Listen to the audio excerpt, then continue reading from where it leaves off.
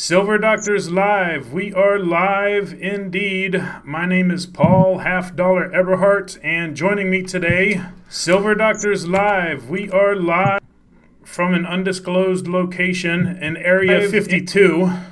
It's kind of like Area 51, but instead of keeping aliens, that's where they keep all the gold and silver. Is my co-host Mike. How you doing today, Mike? I'm Area 52. Paul, hi, I'm doing good, my friend. I'm glad that we were able to work out the kinks and make this live stream run smoothly. So, yeah, good afternoon, everybody. Looking forward to some back and forth this afternoon. Yes, we are live. We're working out the kinks, technical difficulties again, but we are the Super Troopers, Mike. That's what we do. We just make it happen. Exactly. So I like it. So we got to get some studio hands in here, and I mean, it's bad enough we got the two people that are holding the lights. We need to get people to hold other things for us too. So exactly, and coordinate everything and link everything, and yeah. But it's funny that you mentioned Area 52. This is off the subject, but yet, have you been paying attention to that Area 51? The fact that I guess people are supposed to bombard Area 51, the whole grounds. I mean, is that for real, or you think that's just a hoax, or what? I don't know. I think that it's for real, but the thing about that is, Area 51 is huge, right? You're talking about multiple states, and you're talking about,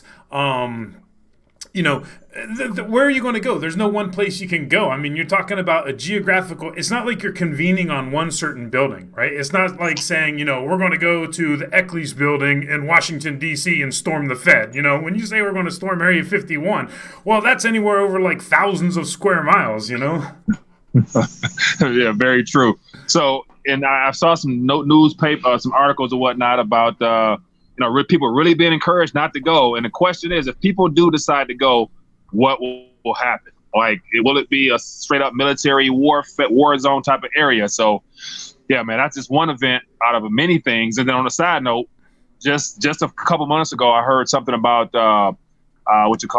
in Hong Kong declaring martial law. And if that happens, that's going to be very ugly. So, yeah, man. But anyway, let's get ahead with the show. How many people watching us so far? Yep, let's get ahead with the show. I got 61 people watching us right now. I'd like to welcome everybody. It's kind of difficult because I'm switching back and forth. So actually, I can see you here. I'm switching back and forth between you and me on the screen. So we got Silver Mamba. What's happening? How's it going, Silver Mamba? We got No One. I'm glad no one showed up today. We got James Gomez, $20 silver all the way. We got Lakeland, Florida, shouting out. That's nice. Yeah. So how many days? Oh, we got a first question already. How many days will we be trying to test silver to touch 1860 before the breakouts? We hit that this morning, Mike. We hit $18.62 this morning. Yeah. So, and it's interesting because, can I just go ahead and start there, Mike? Yeah. So yeah, please go ahead. Let's go ahead and touch on that because I got a question I want to throw out to you in a second. So you finish your thoughts on that one. Okay. Well, the thoughts I wanted to have on that is, last week I was wrong. I was mostly right because the cartel pressured silver especially all week long through Friday.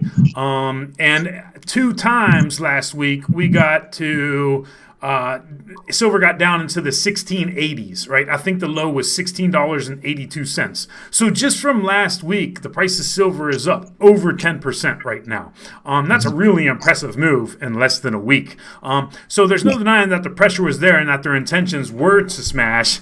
And then President Trump happened on Friday. So that's a big thing that I want to get into. But, on Monday I was saying, I think that we're going to run up to 1850 real quick. And we're here. And I think this is where we're going to end up consolidating. I think that ultimately what's going to be going on is we might overshoot it and then spend a little bit of time consolidating here. But the metal's been moving so fast lately, I'm really not sure how long of a consolidation this is going to be or if we're just going to blow through these levels altogether.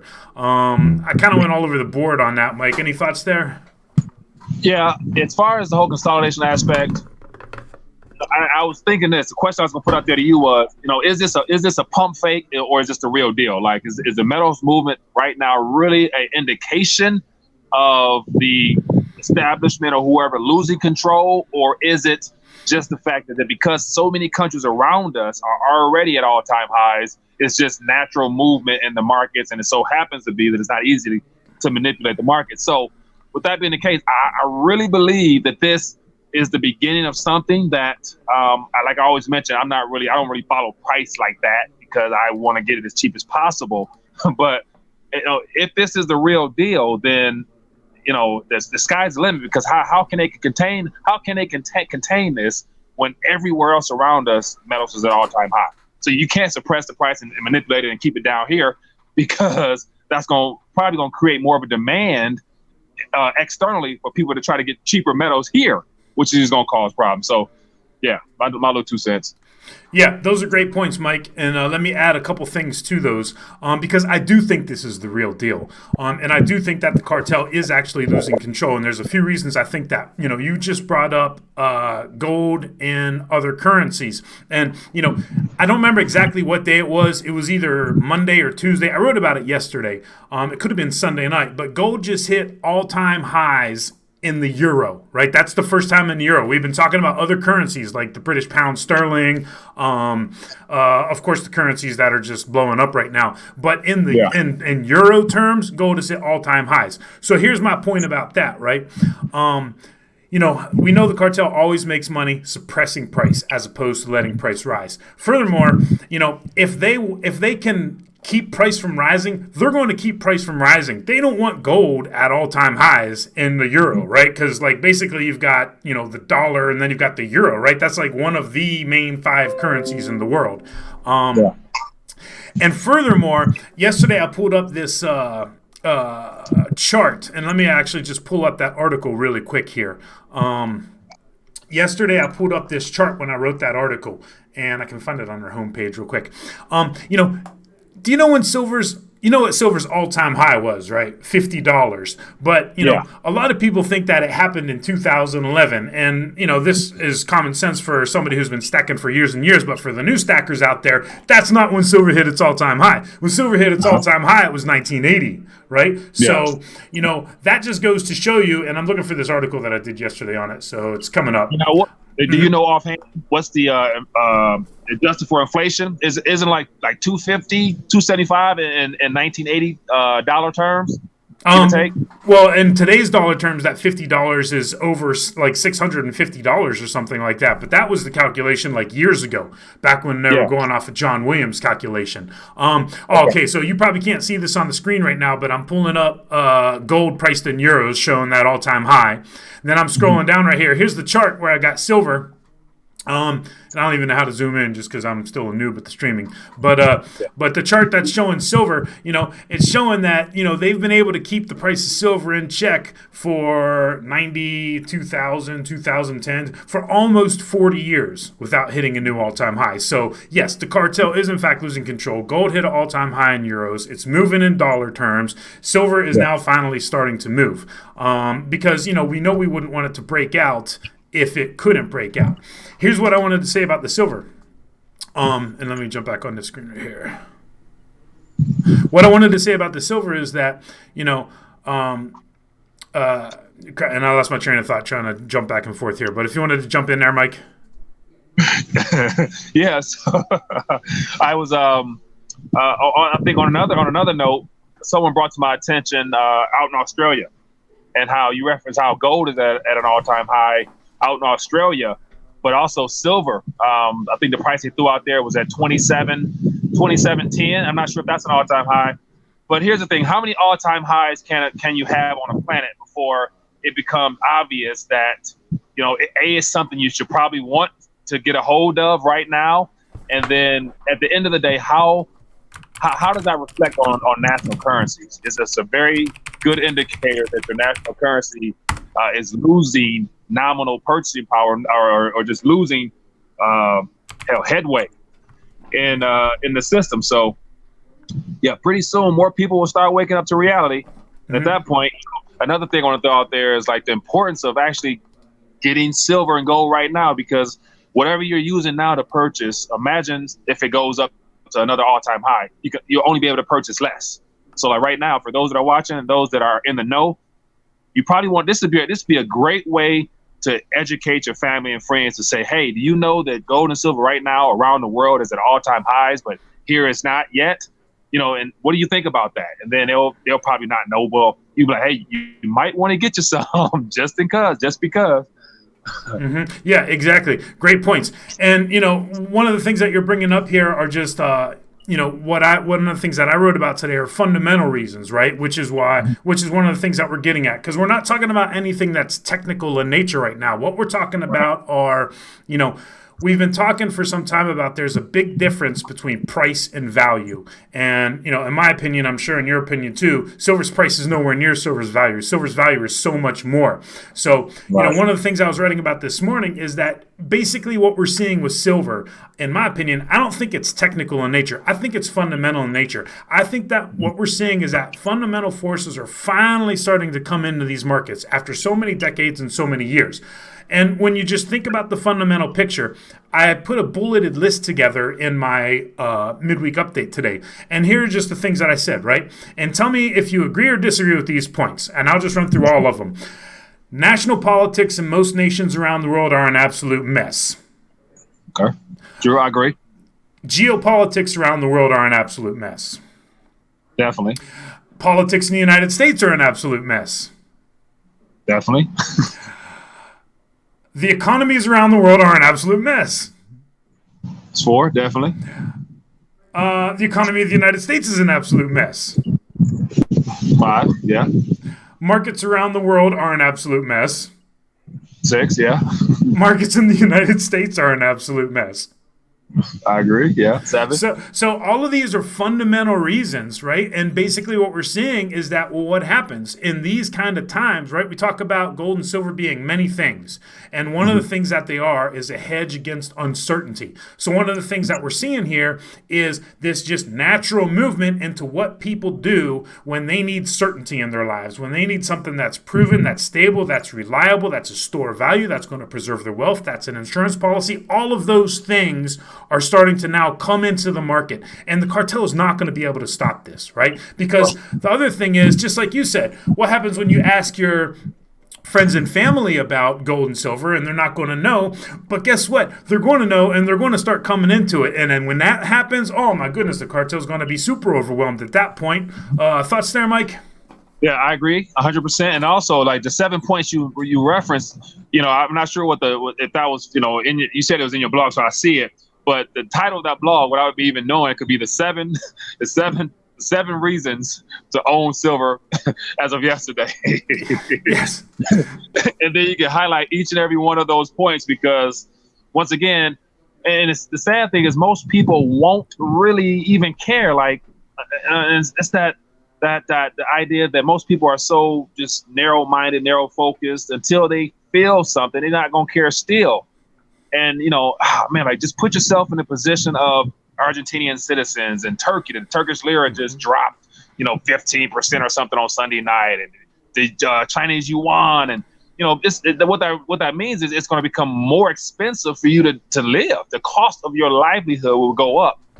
And so like right now, a great way of thwarting some of the theft that's happening is to hold something that's outside of anybody else's control. And it's something you physically hold that only appreciates nominally as well as intrinsically, as far as it restoring and maintaining purchasing power.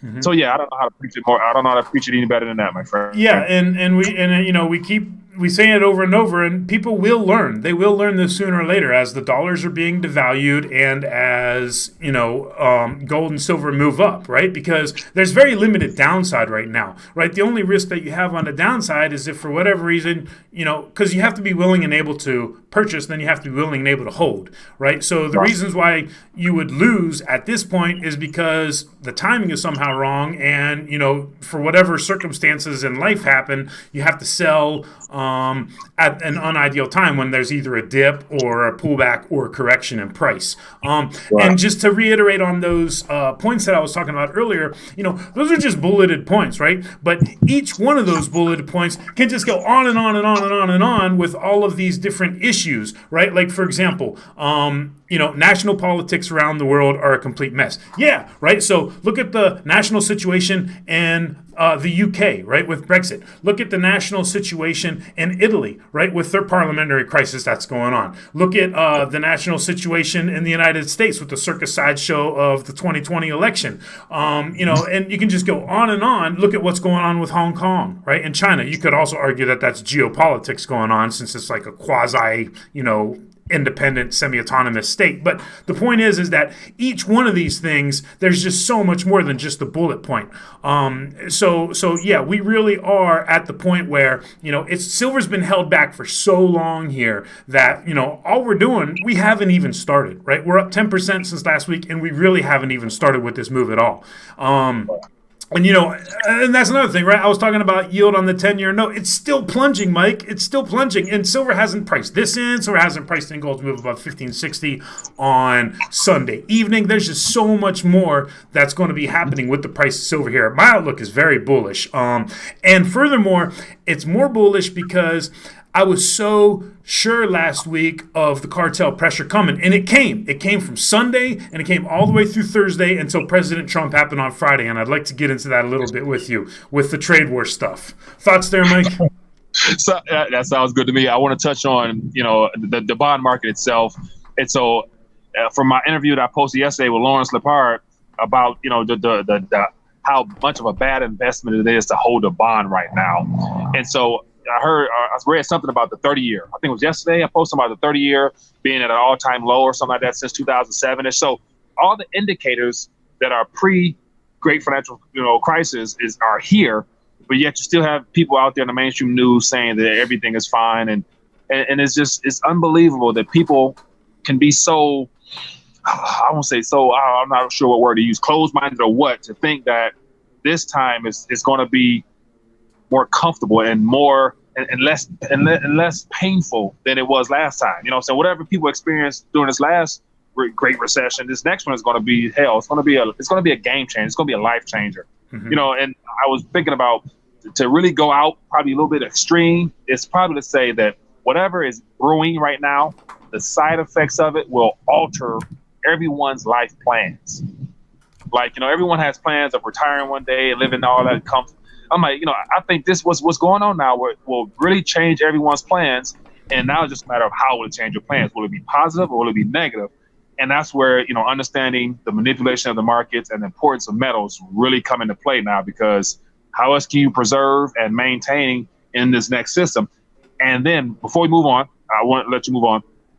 Another thing to wrap up those 7 bullet points that you really hint on was the fact that now we're getting more information from the Bank of England, Mark Carney, talking about we need to now start getting away from and really diversifying out of the dollars. And then there's just, I think it was 2 days ago, a think tank in China referenced that it's time to implement the gold standard back into circulation. And of course, they said it'll take some experimenting, but we can figure it out. But utilizing digital currencies is going to be one way. And then another way will be regional currencies. And then finally, but not least, but it'll be a gold standard. So not sure how it's all going to work out, but they're telling us right now that things are changing. And now it's just a matter of what are they going to roll out to us is what I'm wondering. So yeah, go ahead. Excellent points. Well said. And remember, all of this is starting with the dollar still strong, relatively speaking. So, now is like the perfect time if you have the majority of your money in dollars, or quite frankly, if you have all of your money in dollars, because silver is still cheap. It's still barely started to move. The dollar is still relatively strong. It's still barely started its decline. And we know that these things are coming. So yes, I think your points are well said. You want to get into the chat there for a second there, Mike? Yeah, go ahead. Let's go ahead. Let me see if I can. I'm trying to pull up on my end and see if I can see as well. But you can go ahead and call off and. Yeah. I'm not sure how exactly you have your setup there from Area 52 today. I'd like to see some of those buried silver bars, though. Those would be really nice. The ones that have the crusty dirt on them from 50 years. Yeah. Dollar. Yeah. I don't have. I can't access the chat on my end. It doesn't look like so. Okay. You're gonna have to call out some stuff. Yeah, dollar. It's a Federal Reserve note. Yeah, and a note is a loan, right? Because it's debt-based currency. So, let's see here. Okay. I'm not the best at running this. So when I fly this plane, if we can land it safely, that's the thing that I'm worried about. So there might be a couple of hiccups here. Let's see here. But if anybody wants to ask a specific question, you hit the @ before you ask the question, right, Mike? And then that highlights Silver Doctors. Yep. Yeah, Okay. and the ad has Silver Doctors, so it'll stand out, so you'll be able to see it. That's all. Okay. When do you guys foresee the great print to occur? Well, the great print has already occurred, and it's been occurring since 1913.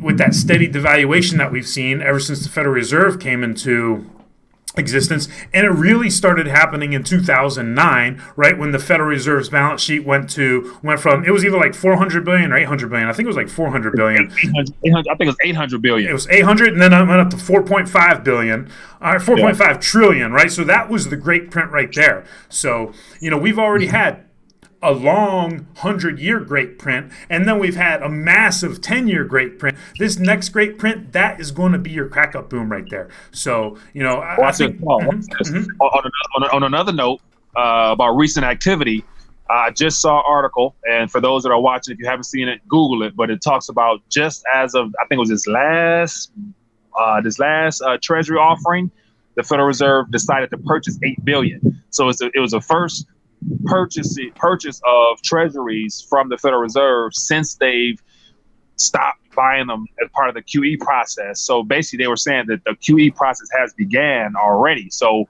they went from buying to tightening, which means selling off, to now they just made a big purchase of $8 billion as of now. So the question is, how much more will they be buying? Because as we're seeing from all the bond chaos, the only people who can buy will be central banks ultimately, because nobody in their right mind would buy something expecting to get less back in return, apart from the financial institutions and all the pension funds, and they're the ones that have to buy that stuff. So, yeah, and we can talk about that too, because I got some other stuff I want to share about just the financial markets and how all these, registered investment firms, they have to be buying that junk.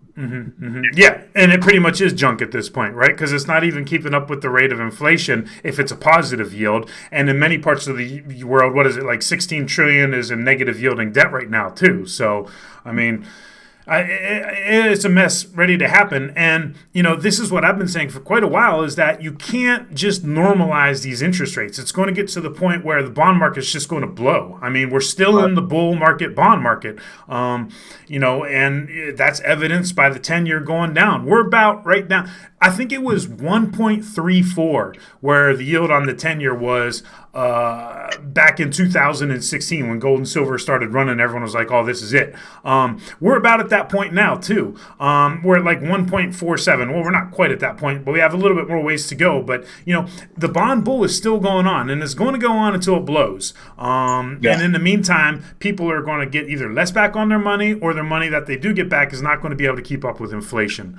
So, yeah, I don't know. It's just because they're forced to buy it, like you said. Yeah, so I got the chat up, and so James Gomez says, "Do you have a prediction for year-end price?" Oh, yeah, you're the one that has the crystal ball, Mike. So I'll let you go ahead and make that prediction. Year-end price, and so it's a lot of things to factor into to the possibilities of the year-end price. If there is no immediate domino that falls in the global economy, we'll see a steady increase. We might see an 18, 19, 20. So I can see incremental increases in the prices here. And then, so say by Christmas, if we continue that trend, I say a 20 piece, it's, $20 or less, the goal, of course, for them would be keep it under 20. And so, but if there's some type of meltdown or contagion where, scared money start looking for safety, then we could easily go probably mid-20s, easily, and that's real modest here. So, but yeah, globally, everybody's going to take wherever that event takes place, it's going to skyrocket, which will catch a lot of news, a lot of headway. Yeah, exactly. And on top of that,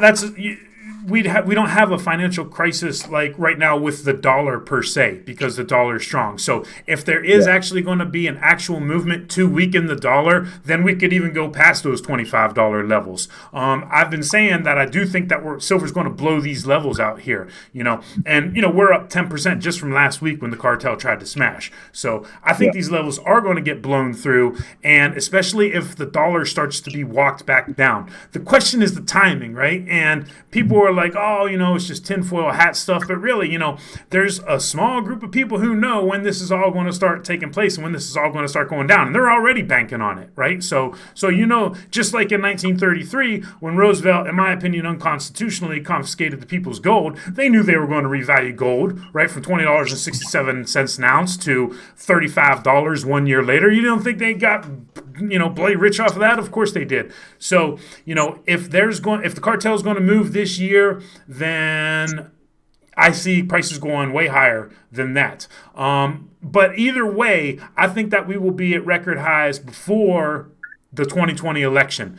The thing that I don't know is the timing, right? I just think that my theory is that the plan is to bring maximum pain to the United States economy as a way to bring down the economy. I think it's coordinated efforts, a conspiracy, if you will. And, the question is, do they want to bring on the pain before Christmas? I think they might, right? That would really zap morale. But either way, it's got to be timed closer to that election, because you want that maximum pain peaking just as voters are thinking about it the most. So I take more of a sinister side of that, but that's just how I see it.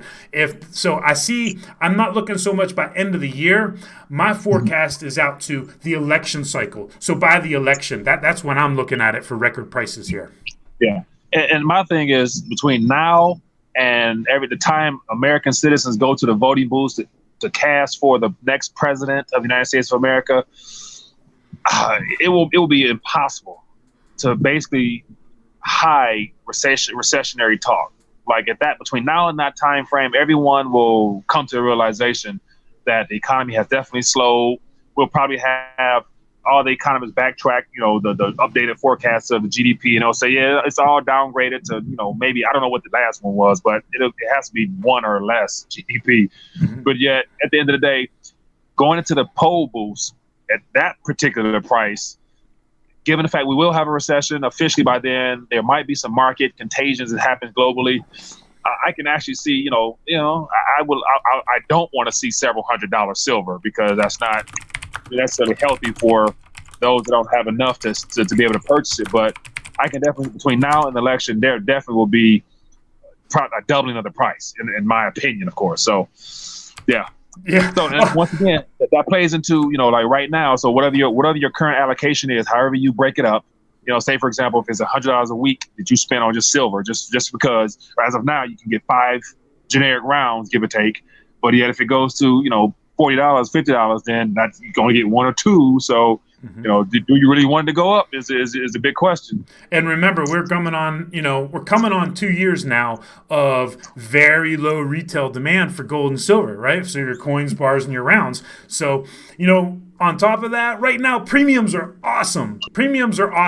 Right? And just real quick, to show you that, right now, over at SD Bullion, they have got, and let me just pull this up 1 second, 100-ounce silver bars, right there, I'm showing like a Johnson Matthey for 39 cents over spot per ounce. That is a heck of a deal. Looks like right now the price is $1,874 for a 100-ounce bar. You know what you can do with those 100-ounce bars, Mike?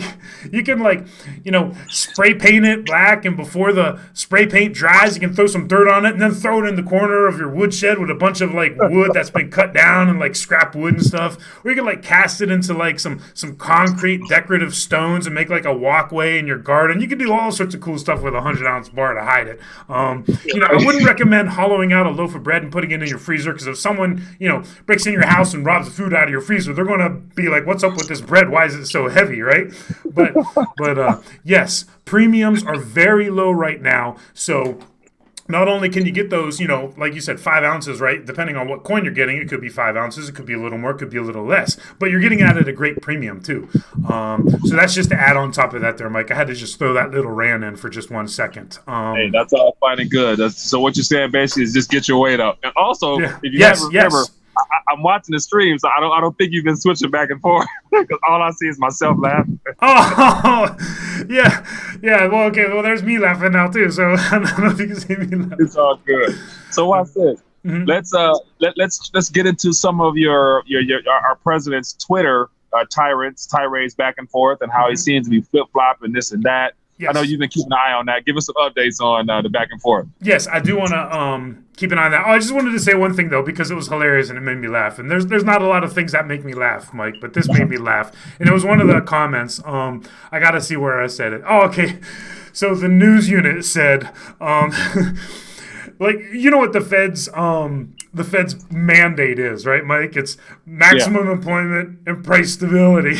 So the news unit says, is the deep state mandate maximum pain and price instability? I just thought that was hilarious, because like that's what the Fed's doing. That's what it's turning out to be. So yeah, definitely, that's what it is. Yeah. So yeah, I just wanted to get into one of the reasons why gold and silver really started moving on Sunday, and it has to do with the trade war, and it has to do with the concept that we have been talking about for many weeks now, which is mixed signals, right? I keep saying mixed signals. We see it in the dollar. We see it in the dollar. We see it in the trade wars. We see it in the stock market. We see it in the Fed. We see it in all, and we see it in the employment. Right? I mean, remember we're talking about all these jobs that don't exist, and then just last week they like zapped 500,000 jobs from the official count over the last 12 months. I mean, so there really are these mixed signals, but it's really, really, really getting bad when it comes to the trade wars right now.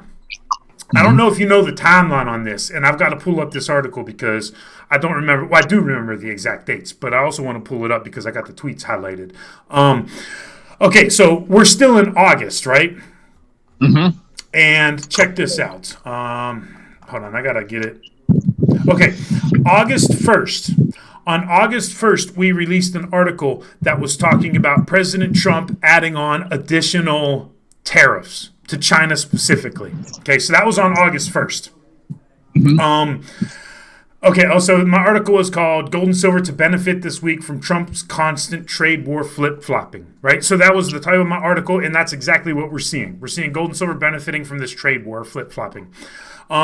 So here's the flip-flops just from this month, just from August, and we're not even done with August yet, right? So on August 1st, there were new tariffs announced on China. Then, less than 2 weeks later, on August 13th, I got the little... Okay. Then less than 2 weeks later, on August 13th, President Trump delayed the tariffs, right? And why did he delay the tariffs? Remember, he was standing out there in front of Air Force One, and he was like, well, we know Americans aren't paying for the tariffs, but we don't want Americans to have to pay for the tariffs and have a bad Christmas, so we're going to delay the tariffs. Remember that, Mike? So, So August 1st, new tariffs on China. August 13th, tariffs on China delayed. Right? So then what happened last Friday? Last Friday, President Trump came out with a massive Twitter storm. And one of the first things he said early Friday morning was, and I've got it up here. I'm pulling it up right now. My only question is, who is our bigger enemy? Jay Powell or Chairman Z? I mean, oh my goodness, public enemy number one we're talking about right now.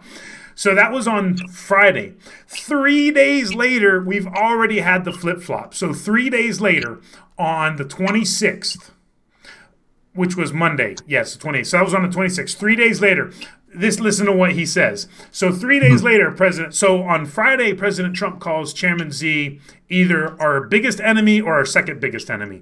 Then on Monday, he says... great respect for the fact that President Z and his representatives want a calm resolution. This is why he is a great leader.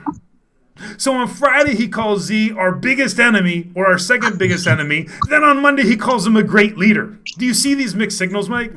I mean, they're just everywhere. And people, so gold and silver you can't keep this hidden, right? People are distracted in so many different ways in society right now, whether they're just, consumed by pop culture, which is never ending, sports, Hollywood, TV, music, all that stuff.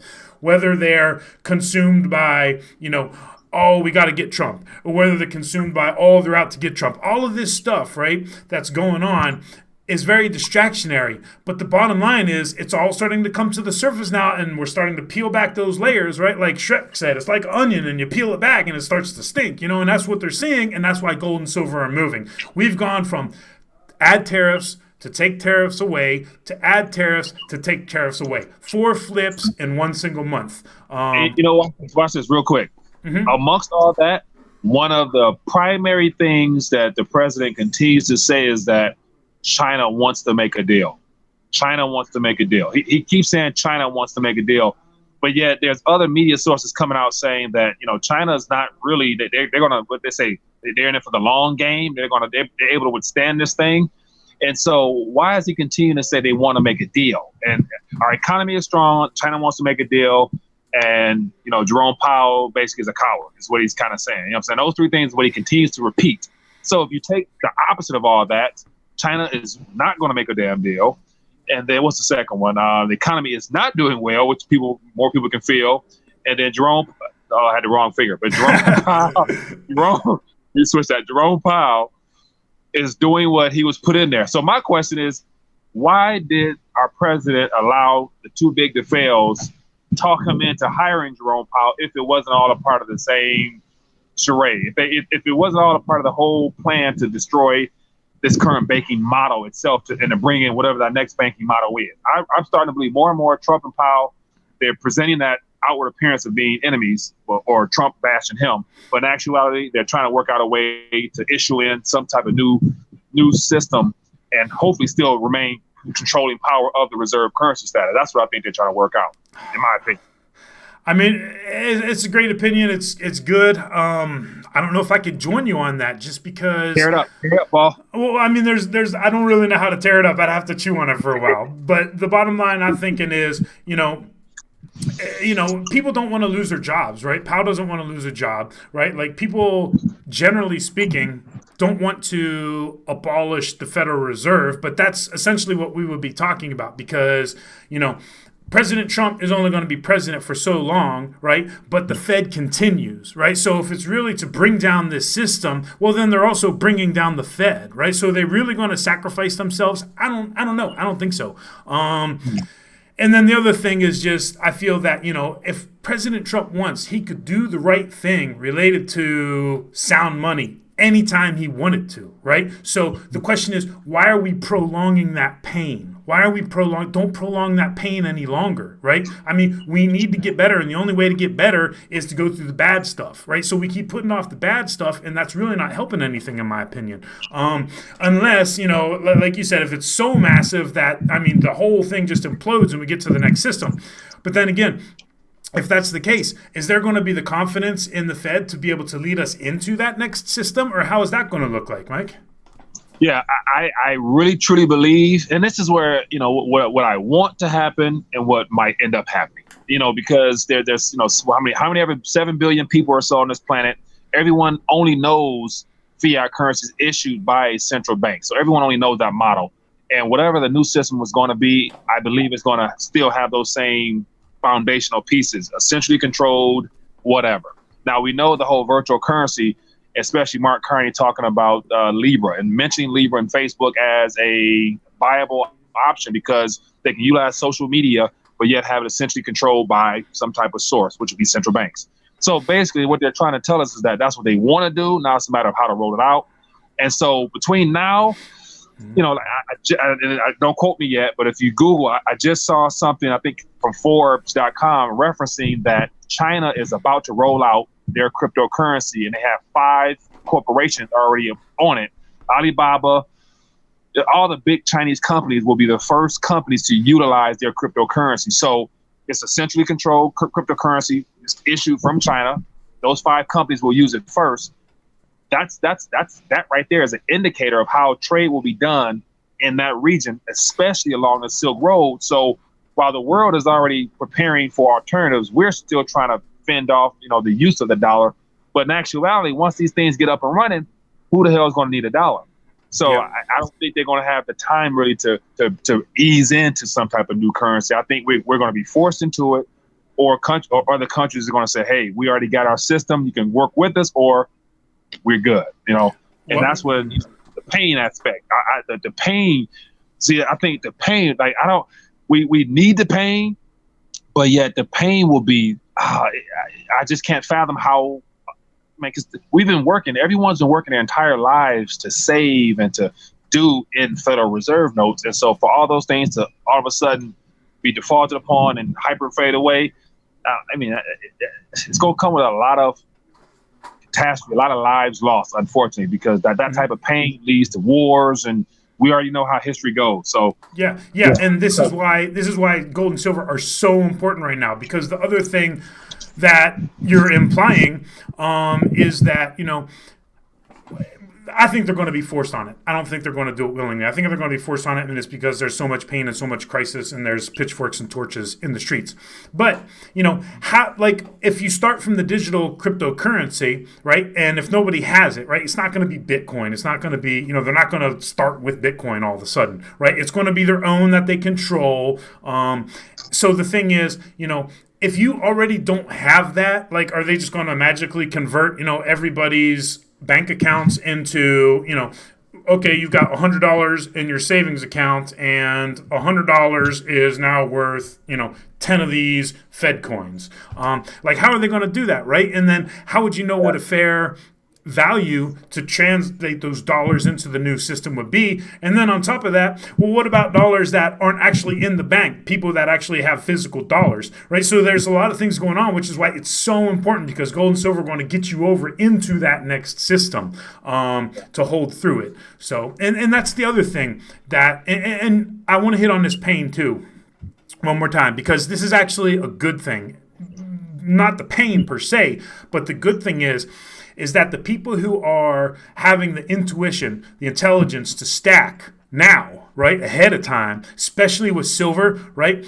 That's one of the things I said not once but twice in my article this morning, is that, I hope that anybody who's stacking silver has a good heart, because whether they like it or not, right, you're going to be making decisions when it's time to rebuild this system. Right? So, because the people who have had the insight and the intuition to stack ahead of time, they're going to be the ones that are going to be building back up society. They're going to be the ones that are going to be opening businesses, that are going to be providing jobs, that are going to be buying real estate, land, that are going to be spending their money into the economy, right? All of these things that happens after this next Great Depression 2.0, whatever you want to call it, after all of these things happen, it's the stackers who are going to be able to make these types of decisions going forward, because they're going to have real money, the original money, stuff that will never, ever go to zero, whereas fiat currency always does. And any thoughts on that? So, yeah, the pain is coming, and I do think it's going to be, we haven't even begun to see the pain yet.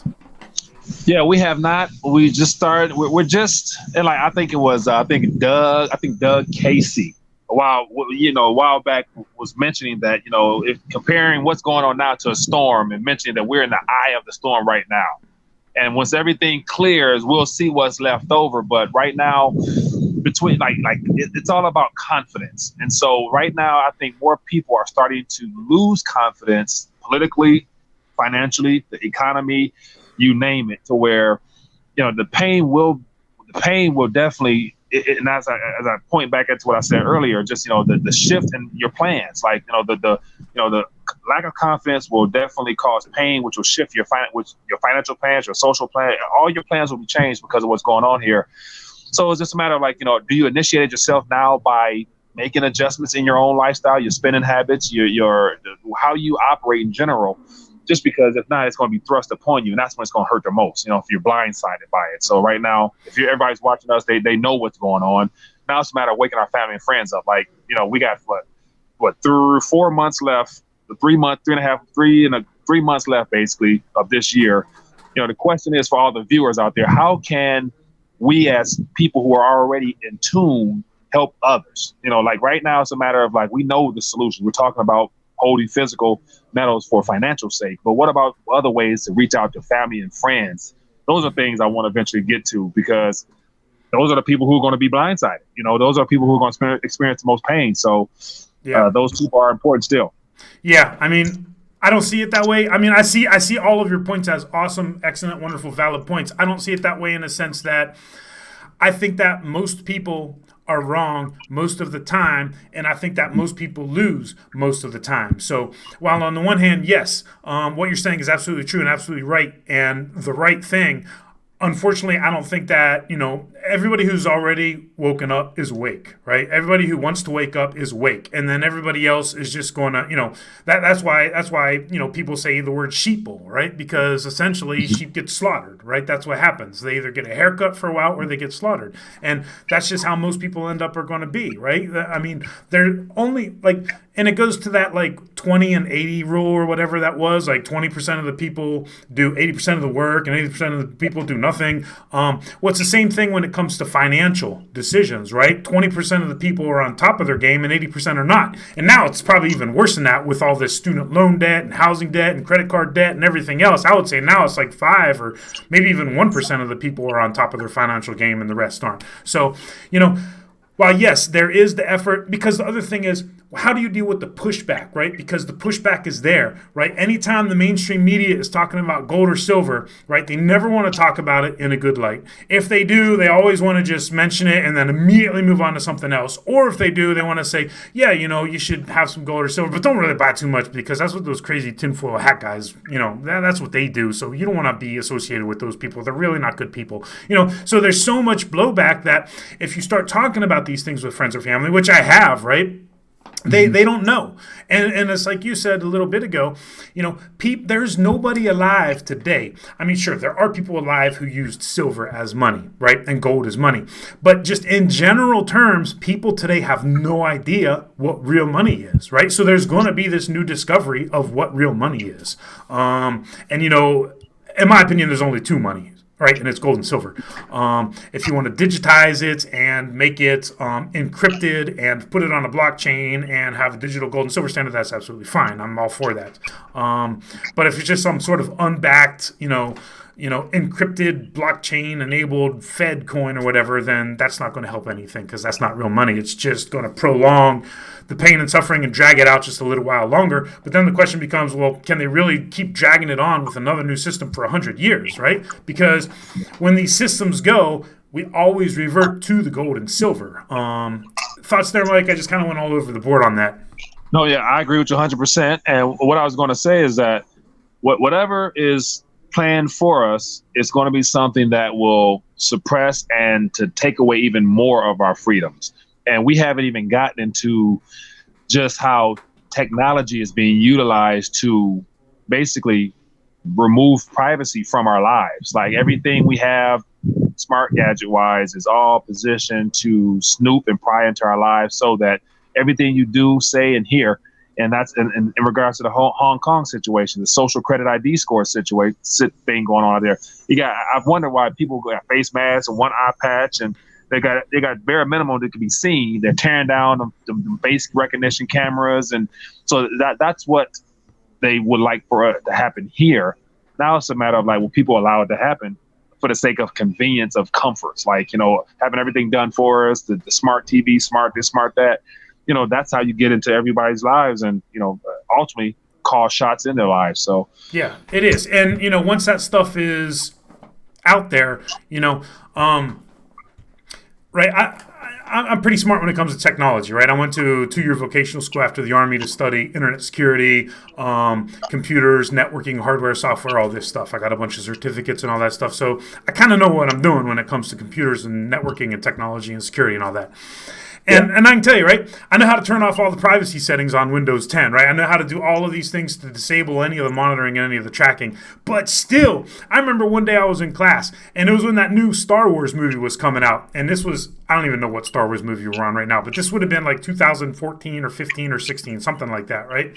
And it was when I was living in El Paso at the time. And the funny thing is that all these huge movies, they come out 1 week ahead of time in Juarez, right? So you can like go like on these Avengers movies and all this stuff too. Like, so you could go to Juarez across the border to the movie theater there, watch the movie, right, with Spanish subtitles. So you just have to look at words on the screen, but they're still talking in English, right? So you could go across the border, watch the movie 1 week early, come back and just spoil it for everybody. But that's not my point. Here's my point with the privacy. I have all of my, privacy settings set up to privacy. Everything that's monitoring and tracking and stuff turned off, right? And we were talking about that Star Wars movie, and I was specifically talking about the fact that I'm going to go over to Juarez and spoil it for everybody. And while we were mentioning that, class was getting over, right, as I was talking about that. So I was powering down my computer. And you know how you click start, right? And then you click shut down? So I had clicked start, and I had said that about I'm going to go to Juarez to spoil the new Star Wars movie for you guys because it was coming out. And before I clicked shut down, you know how like they got those live tiles now in Windows 10? Well, a Star Wars Rogue Warrior ad for a game popped up right then and there. In the time it took me to click the start button, say I'm going to go to Juarez and watch it and spoil it for you guys, and then click shut down, a Star Wars Rogue Warrior, whatever the game was called, popped up right in front of me with all of my privacy settings turned off. So yes, this privacy stuff is real. You can't avoid it. There is no more privacy anymore. There's no more privacy. The only thing that is private anymore, right? Because if you're a big enough target, they will find you and they will get you. That's the bottom line. If you're a big enough target, you have no privacy. The only thing that is private anymore is a private transaction of gold and silver between two people. Yeah. So, so we're approaching an hour, and then I have to get ready to make some moves. But I just came across a comment in the chat, and it's from Denmark, and he says, "Mike, are you mad? What is it? Are you mad that silver went up?" Or something like that. It says, Mike, are you mad that silver went up, being that you boast every time it went down, saying you were glad because you could buy more? So no, I wasn't mad because my core position, my core thought is that gold and silver, they are money. And so it's not that they have really nothing changed about them, just the amount of pieces of paper it takes to get one has changed. So I'm not mad or happy or glad because, gold and silver, it is money. Now, the whatever you spend in paper terms, that's a different story. So I will prefer if I don't have to get rid of more pieces of paper for that same metal just yet. But I know at the end, the paper is going to be the problem, not the metal. So, yes, I'm not mad. I'm happy. I'm happy, Denmark, and I'm sure you happy that the price got a little movement. So, well said. All right, well, so let's wrap up here, and let's just hit a couple rapid fire questions from the chat before we wrap up, and then we won't even get into any new topics for the day. Does that sound good, Mike? Sounds good to me, my friend. It's been fun as always. Yep, even with the hiccup, we make it work. So, if you got questions or thoughts, leave it in the chat and highlight at Silver Doctor so we can see or touch on it before we log off. And so I'll thumb through it. Station. We got Juarez.